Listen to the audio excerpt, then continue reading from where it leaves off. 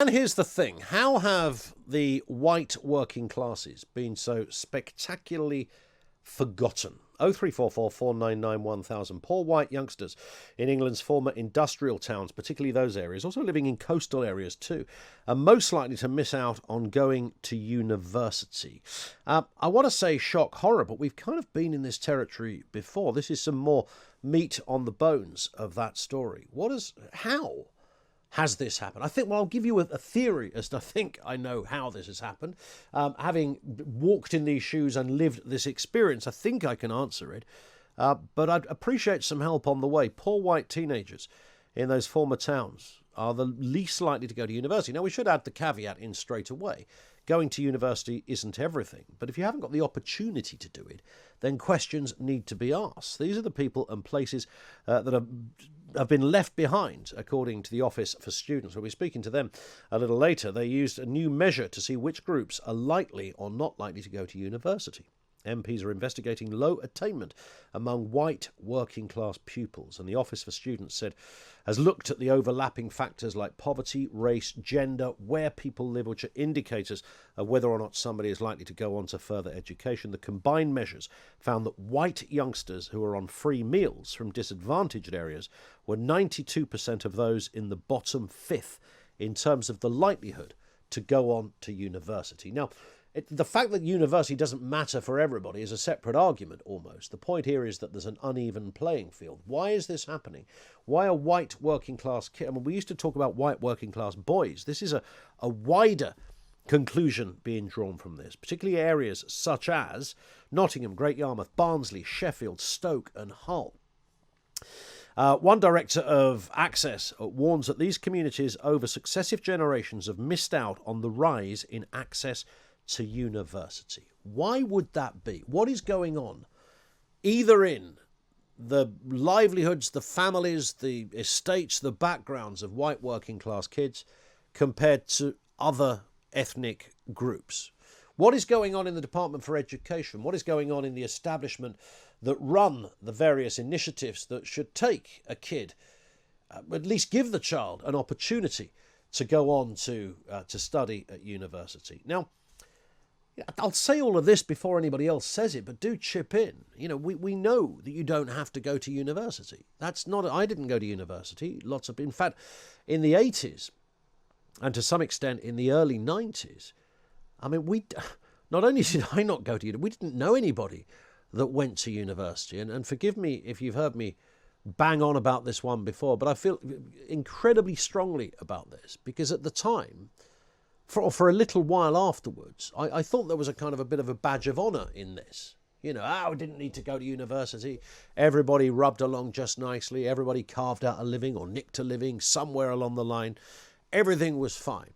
And I can remember the story of my mum coming home, telling me that a guy called Martin, who was a friend of my mum, who was the son of my mum's friend Rita, was going to university. And we all sat there open-jawed, with our chips on our lap, watching the 5:40 news with Trevor McDonald. Remember when the news was at 5:40? And suddenly my mum said, "Have you heard about Rita? Martin's going to university." It's like, what? Oh my goodness. I couldn't get to the playground quick enough the next day to tell my mates that I knew someone who was going to university. It was that rare.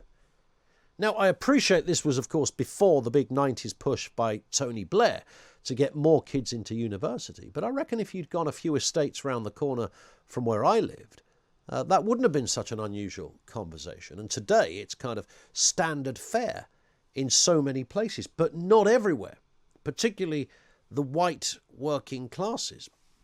And it kind of struck me as odd. And if you look at the kind of background, I think there's only the Gypsy and Roma community in terms of ethnic groups that fare worse than what you'd call white working class kids. Black African children outperform white kids, whereas Black African Caribbean kids tend to do worse, but not on the university spectrum. Poor Chinese girls, that's to say those who qualify for free meals, do better than rich white kids.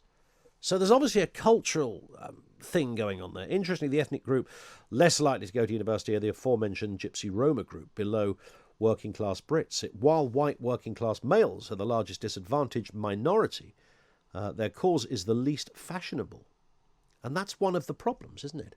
The cause is not particularly fashionable. Do you remember when Dulwich College, I think it was a couple of years ago, which is it's called Dulwich College, it's a private school in southeast London, and Winchester colleges as well.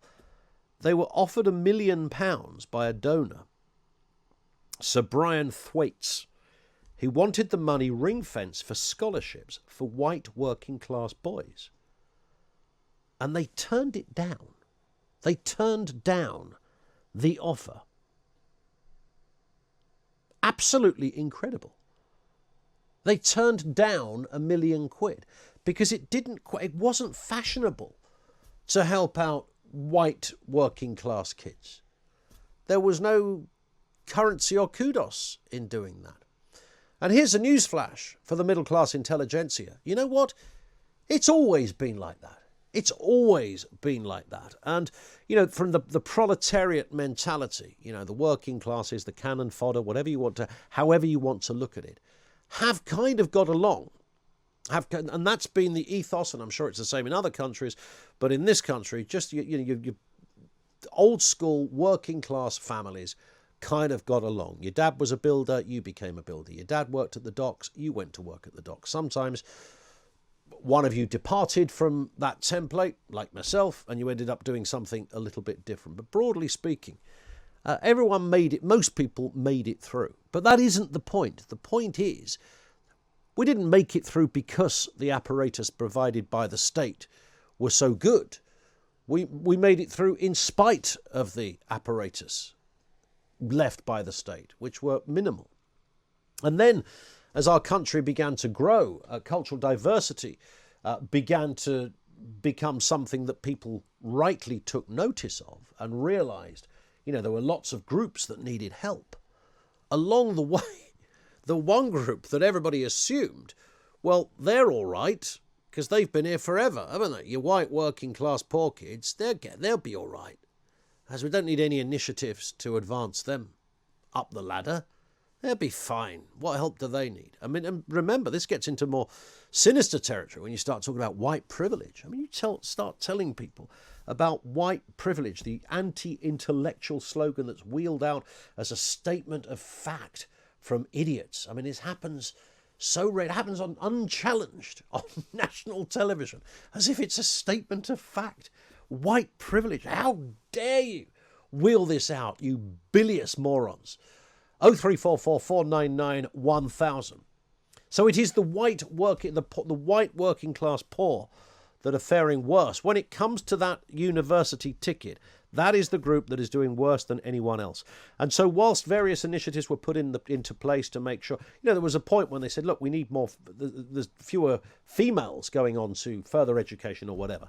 There were initiatives put in place to begin to address that.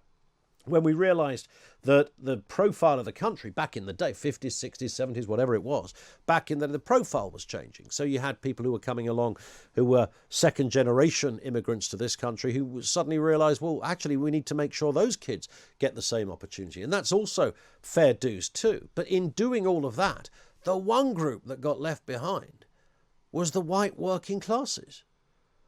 But they've been left behind forever. This is not new. 0344 499 1000. What do you make of this? I appreciate not everybody listening to this is a white working class person. But if that's your own background, well, where do you slot this revelation into your thinking? And there is, there's a mentality that has clearly driven this, that if you are part of the, I know the word indigenous is tricky, but in this context, I think you take my point.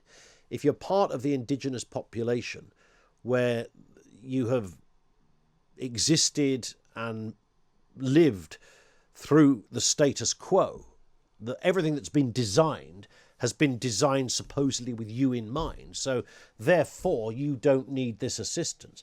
I mean, this is absolute cobblers, because that group was already forgotten. It was already a forgotten group. 0344 499 1000. How have the white working classes been so spectacularly left behind? poor white teenagers in England's former industrial towns. And those living on the coast, interestingly, are among the least likely to go into further education. The watchdog for fair access has warned the Office for Students, has looked at overlapping factors, as I mentioned, poverty, race, gender, where people live, indicators of the likelihood of going on to university. The combined measures found that white kids on free meals or from disadvantaged areas were 92% of those in the bottom fifth in terms of the likelihood of going. How has this group been so spectacularly left behind? In a moment, Professor Peter Edwards, statutory professor in chemistry at the University of Oxford, who's written a lot on this issue. Chris Millward, first of all, who is the Director for Fair Access and Participation at the Office for Students, who we've been referencing throughout this. Afternoon to you, Chris. Good to have you with us. Now, I sense we've seen similar statistics to this before. Previously, I'm sure when we've discussed this on the programme, it was specifically white working class boys. Is this now a wider group that you're looking at? Afternoon. Hi. So I think it is the case that there are particular patterns of entry to higher education that relate to boys, and that flows back to the grades achieved in schools. But I think the data that we've published today shows you that this is not just about boys. White British students who are eligible for free school meals, and in particular parts of the country, are by far the majority of those least likely to go into higher education. So you need to look at income, but you also need to look at place. So, I mean, you mentioned the various elements that are contributory factors. I mean, overarchingly, then, what are you sensing from all of this, Chris? You know, this does seem to be quite a big group of people to have been put so far down on this, if we dare call it a kind of a league table, or at least a table of opportunity. How has this happened? I mean, you mentioned earlier on that university isn't everything, and I think that's quite right. Also, you know, what your mum was saying about people getting into university, and it's very different to how it was when your mum and my mum were leaving school. Higher education is much more part of life now, and far more people go. So we do need to take an interest in who's getting in. I think there have been great opportunities spread across the country, but we're seeing some places are left behind, and they are largely towns, parts of industrial cities and coastal towns, and largely in the North and the Midlands. So the question is, why are those people being left behind? I think there are three key issues we need to think about. One is school grades. So how are people in those places performing at school? Second is expectations. So what are the barriers to people in those places wanting to go on to further and higher education? Money. Is it the kind of place I want to be? And then the third thing is, we shouldn't assume everybody should do this at the age of 18. There needs to be opportunities later in life and whilst people are in work. What's the answer? So I think the answer is not just relying on education. So I think we have for a number of decades assume that education is the key to equality of opportunity, and education is really important. But we know that what's happening in these places is not just about education, it's about income and poverty, it's about health, it's about jobs. So a really joined up approach to supporting prosperity in those places, within which education is part of it, is the key. Chris, thank you. Great to have you on. Chris Millward is Director for Fair Access and Participation. That's Peter. Hi. Thank you. Hello. Nice to have you with us. Just tell us how you ended up getting involved. I mean, you're a professor of chemistry in Oxford. How did you end up opining on issues of class? Well, I think it really stems from my background. You know, I was a free school meal product of Toxteth in Liverpool. I went through a non-conventional path through Cornell, Cambridge, and now in between Birmingham and now Oxford. And I think it was really triggered in the early 80s when I was going out to disadvantage young people in comprehensive schools.